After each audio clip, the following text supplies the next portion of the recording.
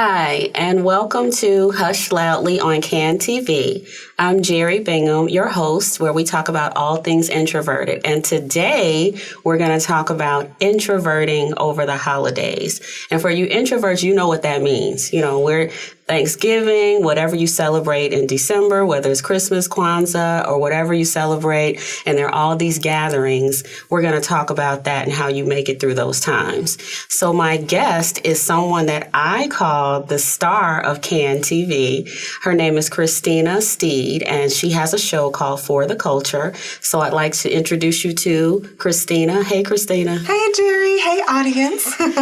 Thank you for joining us today. Tell us a little bit about your show, and then we can jump right into the topic of over the holidays. Absolutely. So, yes, I host a show that airs every Tuesday at 7 p.m. on Can TV and streams on cantv.org called For the Culture. And the purpose of the show is to showcase people in Chicago and Chicagoland who are doing really dope things. And the topics cover arts and entertainment, covers business, covers women's issues, Black and brown issues, pop culture, trending news. And for me, it's just this opportunity to platform people who are just doing great things that we don't hear about or see. So just all that's great about Chicago. And it's a great show, and it has been airing right before mine. So it's just like a wonderful hour to watch on Can TV on Tuesday nights. So first, let me ask you, are you an introvert, or do you consider yourself more introverted? Yes, I am an introvert. Do you think people would be surprised to hear that? I think so, because my background is in communication. So to communicate, you do have to have some sort of ability to interact with people, but I'm able to do that task and do that work, but also understand now as a big-aged introvert that I know where I get my energy from, and it's not from other people, because that's what introversion is about. It's not being shy or being scared or whatever, although those are some traits that people who are introverted can have. So yeah, I think some people would be surprised, but others who have been around me when I'm in settings where there are a lot of people, I kind of retreat back, or other people are talking at the table, I just let them go, and I'm like heavy in listening mode, and if I feel I have something to share, I share it. If I don't, I don't. Yeah, that's the life of an introvert. Mm-hmm. And so you were talking about in big groups and big settings, so that's a perfect segue to talk about the holidays. Mm-hmm. Holidays are very interesting. I think many people expect that you be at someone's house and 25 people are in a kitchen and all of these activities that may start at 3 o'clock and may go to midnight. And I know me as an introvert, that's just not that exciting or sexy to me at all. And so I wanted to talk to another introvert about it. So let's get into the holidays. So maybe we could start with like Thanksgiving. What's your ideal Thanksgiving? That's a good question. So I think for me now, I live my ideal Thanksgiving. My husband and I travel to a place, whether it's going to see his mom in Tucson or an international locale, and it's kind of just us. And he has a small family, I have a small family, and we're eating together. We may watch something on TV together, but it is not a big to-do. It's not a lot of people that we have to go visit or coming over. So that's the kind of perfect Thanksgiving for me. I like food, so good food being involved as well, right. But just small, intimate gathering or traveling to a nice place. That's so in line with just introverts and how that energy, which we don't need it, as you mentioned before, from a ton of other people. It's usually inward, and that's very draining for us. And the same for me. I love traveling. Like last Thanksgiving, I was out of the country, and it was just so amazing with my one friend. And then when my parents were still here, it was just a small gathering of us. But I remember years ago where family would come to Chicago and the house would be full. And then our neighbors would have a big gathering, and we'd have to go between houses, and it was all day and all night. Mm-hmm. And it was so exhausting to me. And then even I remember younger, we would go to these college parties. and all of these things, which I'm so happy I don't do anymore because it was exhausting. Yeah. So I want us to sort of give some thoughts and strategies to introverts. So what would you suggest? So if an introvert is in a family that's large and they're having all of these gatherings, what can you advise to them? Because I remember how people had called me bougie or stuck up because I didn't want to do everything with everybody else, or I might dip off. So if everyone is in one room, I might dip off for an hour or a few minutes or so, and people, I think, judge that or misjudge that. So what do you think about that? So accurate AF. I think that, first of all, giving yourself permission to, if you don't want to be in that space for an extended amount of time, maybe it's an opportunity to educate your family members and say, you know what, I'm actually introverted. Let me share why I'm dipping off. Because when you say people think you're stuck up or you think you're better than everybody else because you don't want to be in that space, I definitely experienced that when I was dating a person in college and their family, all of them got together, all the cousins and aunts and grandparents and everybody's together. And I'm quiet. I'm not talking to people. And it's like, well, why is she not talking to anybody? What's wrong with her? We're not good enough, and it's like, now I will say, it's not something I want to do, or it's not something I'm interested in, but you guys go ahead, have fun. It's cool. So giving yourself permission. And then if you do have or get invited to a bunch of different things, like, it's okay to be like, I can't make that, or I'll see you another time, just to manage your own energy, have some boundaries around your, how you feel when you feel like you have to show up for other things, and people will understand. Like, I think we think we're the centers of the universe, and we're so not. So, yeah, I think, and at this age, it's different. And I think when I was younger, I would do things I didn't want to do because I didn't want to come across in a certain way, and so that was really unfortunate, but that's part of my growing, and I don't do that anymore. I say no. Right. And people would get offended if you don't stay long enough and all of that. And you can never satisfy people, so why try? Exactly. You have to satisfy yourself and maintain what you need to maintain for yourself. Is it different, you think, for other holidays, for like, if you celebrate Christmas or whatever you celebrate, do you think it's a little, and New Year's Eve, so New Year's Eve is kind of like the party night. Yes. What are you doing on New Year's Eve? So New Year's Eve is unique for me because when we talk about how we grow, when I was younger, there was that FOMO, right? The fear of missing out. Like, I should be out in the streets drinking and, being stacked up in somebody's party, breathing in smoke. You know what I mean? And now it's like, we got engaged on New Year's Eve. And so it was very intimate in our suite in Santiago, Chile. And so now it's like that holiday holds such significance for me that most of the time we're in the house, just watching a countdown on television. But I do think for different holidays, there are different, ways, like even the 4th of July, like you feel like you need to be at somebody's barbecue or be out enjoying the weather. And it could be just, you want to sit in and maybe watch the fireworks on TV and eat your own food, and because you know where it came from. So, it's really about, again, like, how do you entertain yourself? How do you enjoy things? What is enjoyable to you?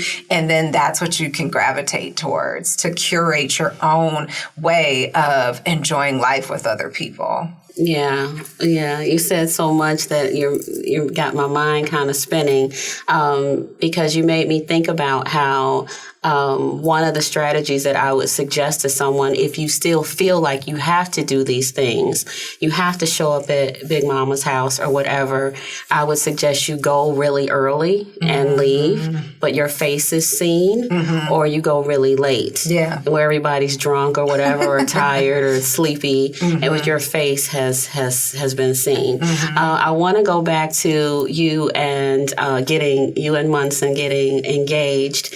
I wonder, it's interesting, and I never asked him this, but it's just making me think. I would assume he knew you well enough to know this is what you want, because I always see where people get engaged and it's at a party in front of 200 and it's all that. I would hate that.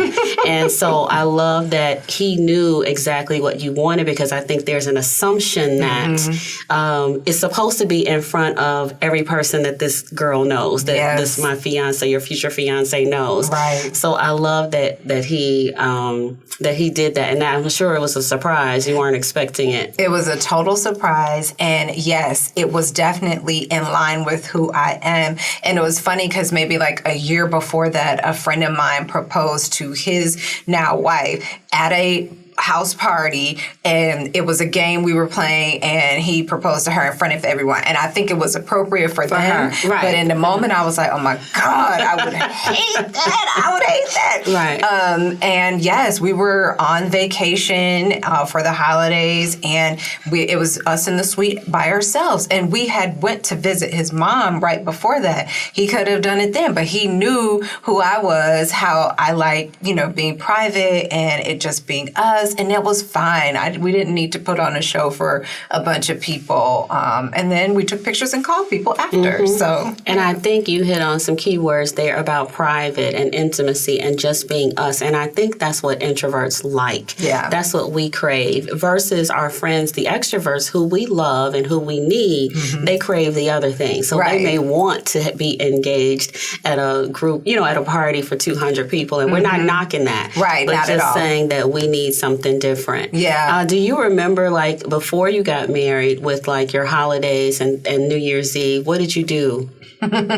So again, it was that fear of missing out. My friends are going out. They're like, oh, what are you doing for New Year's? What is the whole, perennial question? Like, what are you doing?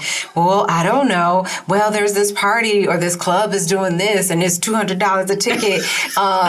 Let's roll. Right. And I'm going, but I'm like, looking at my watch every 5 minutes. Right. Or I'm like, okay, I've had 1 or 2 drinks. I don't drink that much, but I've had 1 or 2 drinks. The music has played. I have danced a bit. I'm ready to go. Right. I'm ready to go and get in my bed and go to sleep. Right. Because it's not even fun. Or it may be fun for a minute. Or once you see everybody, like you said, you check off the box, you get your drink, your whatever, and it's freezing. Let's not forget where we live. That part. And so you're in heels or whatever. It's just, to me, New Year's Eve should be spent in your house. Yes. And so what I started to do then is perfect the cameo appearance. Yes. So that's another tip. Yes. Like I came in, made my cameo and hi and a sip, and then I'm out. Yeah. So I've shown up, but then I'm gone. Yeah.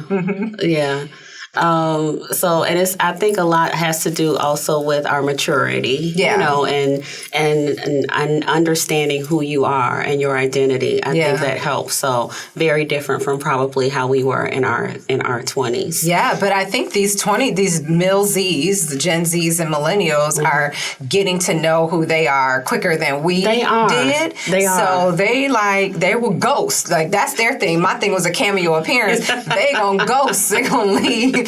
Deuces, shake the deuces, and be gone. That's true. Yeah, they seem to be like that. And for me, my last few New Year's Eves have been wonderful, and I've been alone, and I have been watching the Twilight Zone marathon, which I had shared with you before. Yes. I'm a big Twilight Zone fan. I'm a big Alfred Hitchcock fan, but the Sci-Fi Channel every New Year's starts airing it like New Year's Eve, and it goes all the way to like January 2nd. And every year there's an episode that I never saw. So it's 24/7. It was that many. I think it was 7 or 8 episodes of The Twilight Zone.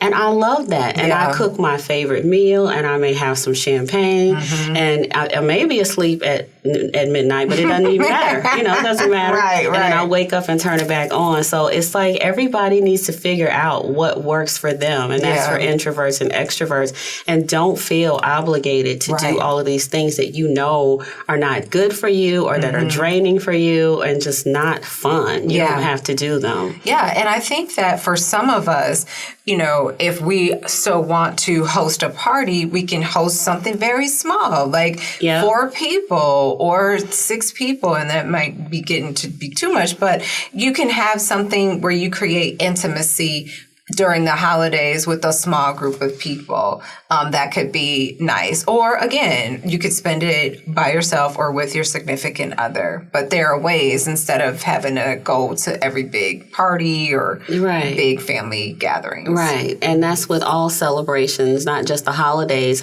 For my birthday, I had done something that I've never done before. Usually I am out of town. I'm ghost on my birthday, and that's very intentional. This year, I just I wasn't sure. And so I had just a few girlfriends meet me at a bed and breakfast. Wow. And it was so amazing. And of course, the introvert in me loved, we each had our own bedrooms and bathrooms, no sharing. And I'm a giver, I'm a sharer, but we're not sharing that. And too many girls in the bathroom, that's just too much.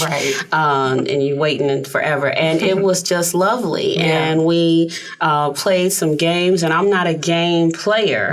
But it's like we were just kind of sitting around and had a fire and had a great dinner and had some drinks. And it was so intimate, just what you're saying. And it's like I made it exactly what I wanted it to be. And that's what we introverts need to do. You can create and curate exactly the experience that you're looking for. Absolutely. What about like Valentine's Day? I don't have a sweetie, but you have a sweetie. But I assume that it's the kind of like the same. So what are you doing on Valentine's Day? Because I feel like there's so much pressure in this world that you need to say that you are doing something or going out if you are seeing someone.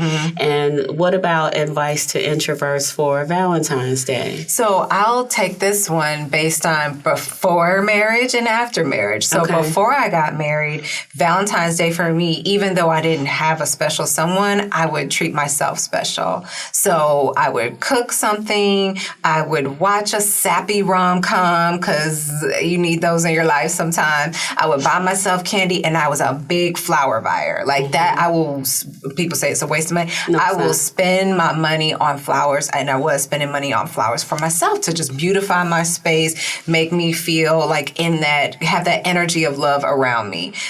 Or if I had a girlfriend, if we wanted to go out and have just a one-on-one, dinner with each other, we would do that.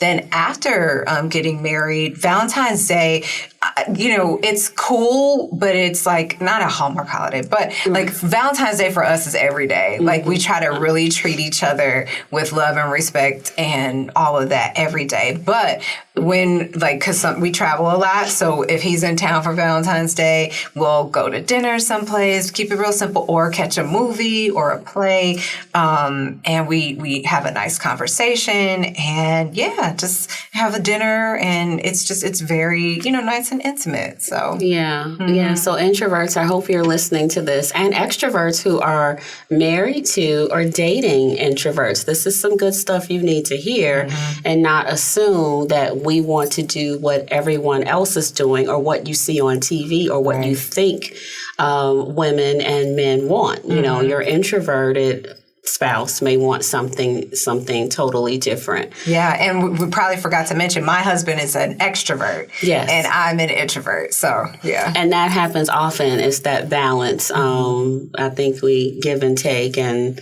that's pretty common. Yeah. For some reason, I started thinking about traveling. When you travel, and it's kind of off topic a little bit, but when you travel, I feel like it's still a celebration. What do you do?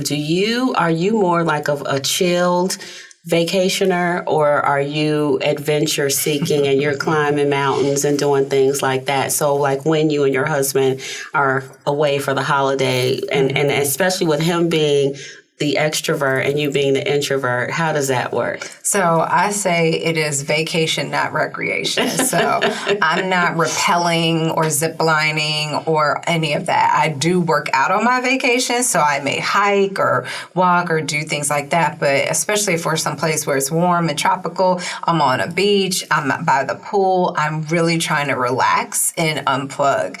My husband, this is funny, when we're on a plane, my husband talks to any and everybody. He will have a conversation. He will share his snacks with people. Like, he will fellowship with you. He has a business connection after y'all's conversation.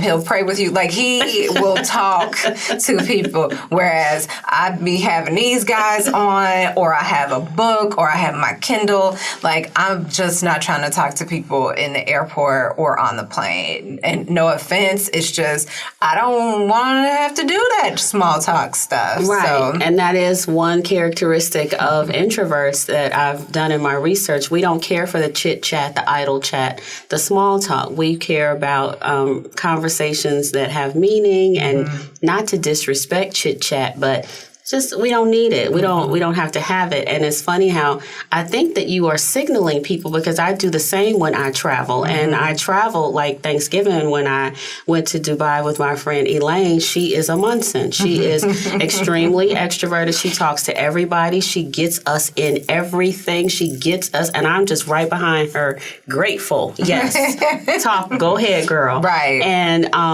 but it's funny how, yes, I am very clearly showing what I want to do on the plane when I have my book and I have my AirPods in, or if I'm writing. And I think people should notice those social cues because I have had instances, not with her, where I've been on a plane going somewhere and somebody is still trying to talk to me. Yeah. Like, I'm like, you don't get it, you know? Right. And so that's interesting that people don't pick up on those social cues. Yeah. And I think so. What's great is if you Uber or Lyft, they have a feature in there where you can tell people, the driver, you want a silent ride. Like, game on. Like, I would like my ride to be silent. I've heard that. I haven't been in an Uber lately, but I love that. I've heard that. Yeah. Yeah. So it's cool. Okay, so back to the holidays. We have also the barbecue holidays. You mentioned the 4th of July.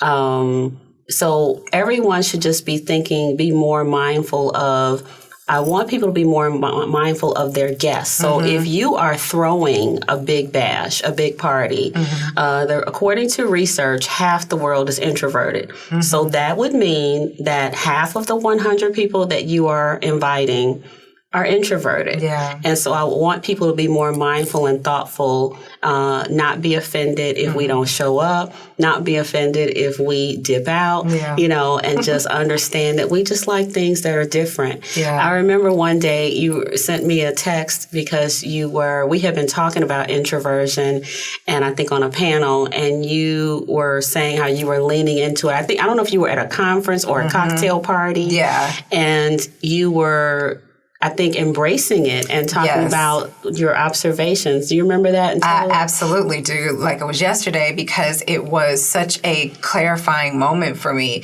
It was, you know, after kind of the pandemic and things were opening back up and people were doing events again, it was a holiday mixer for an industry association.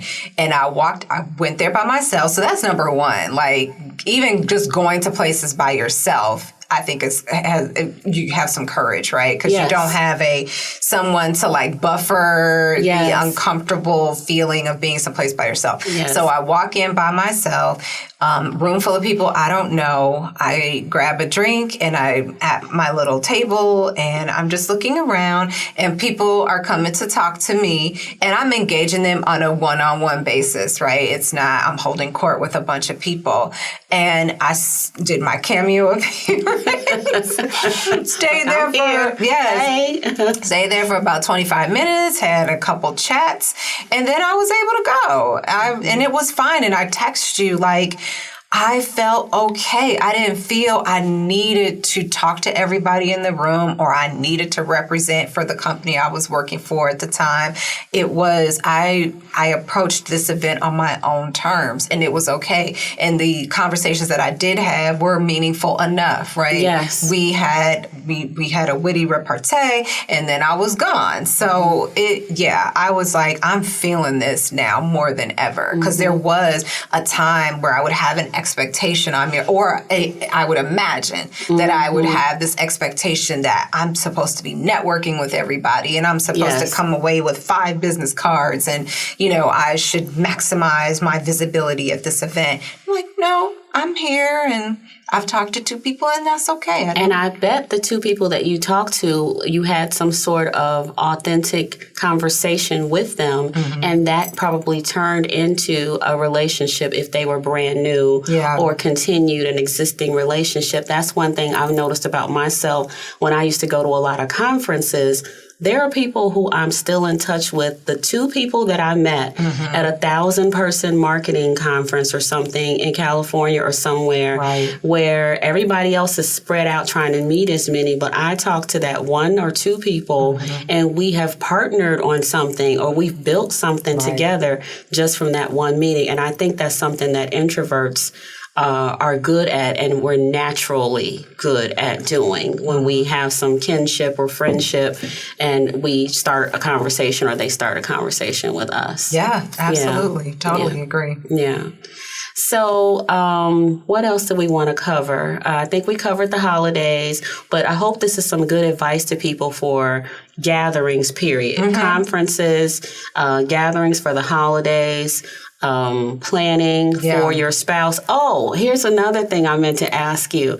So what do you like to receive in terms of gift giving? So what do introverts want for Christmas or whatever holiday you celebrate? Do you...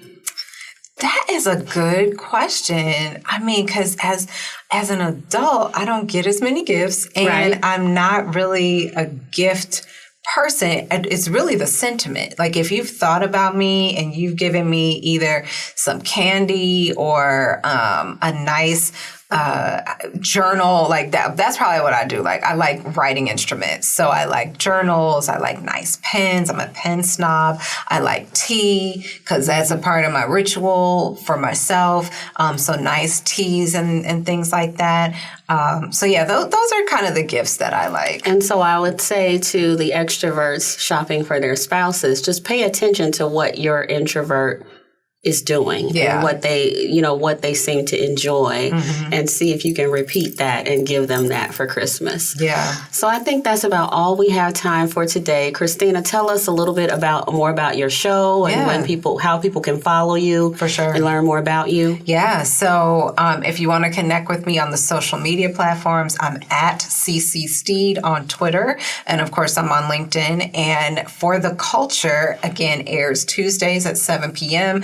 on CAN TV, Channel 19, and streams on cantv.org. And you can find it on YouTube. And then if you want to just learn more about me, I have a website, ChristinaSteed.com. I do a lot of things, communications, diversity, equity, and inclusion, consulting, things like that. And let me just shout out, I'm an adjunct professor and professional fellow at DePaul University, and I appreciate my DePaul Blue Demons. Thank you. Shout out to DePaul.